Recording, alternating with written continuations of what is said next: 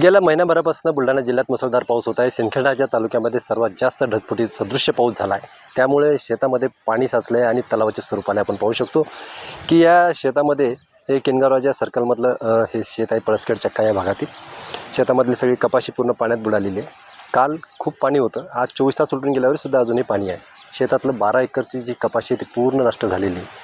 आपल्यासोबत जे काल एक व्हिडिओ व्हायरल झाला होता शेतात पोहण्याचा, ते आपल्यासोबत आहे। आपण त्यांना विचारू की काल तुम्ही पाण्यात पोहत होते, शेतामध्ये एवढं पाणी साचलं होतं, काय मागणी तुमची, का पोहता तुम्ही? आमची सरकारकडे मागणी आहे की आमचा या सिंदखेडराजा तालुका बुलढाणा जिल्हा वल्ला दुष्काळ जाहीर करावा। पहिली प्रमुख मागणी आमची ही आहे। दुसरी मागणी, प्रति हेक्टर शेतकऱ्यांना मदत द्यावी। आणि जो माझा कालचा व्हिडिओ जो व्हायरल झाला होता, या ठिकाणी गेल्या 3 वर्षापासून सतततेने आमच्याकडे मोठ्या प्रमाणात पाऊस पडतो, ढगफुटी होती।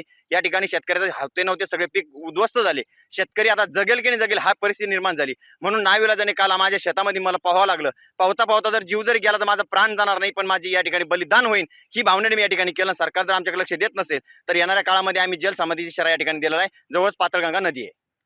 तर हे आपल्यासोबत जे काल व्हिडिओ व्हायरल झाला ते शेतकरी जे उद्विग्न होऊन आपली भावना मांडत होते की जर आम्हाला सरकार आमच्याकडे लक्ष देतच नाही तर मग आम्हाला आत्महत्या किंवा मरण्याशिवाय पर्याय नाही, असं त्यांनी भावना व्यक्त केली। सरकारने तात्काळ याकडे लक्ष देऊन त्यांना तातडीची मदत करावी आणि त्यांचे सर्वे वगैरे शेताची करावी अशी त्यांची मागणी करण्यात आली। कॅमेरामन सुनील मोरे, मी संजय जाधव, साम टीव्ही, सिंदखेडराजा, बुलढाणा।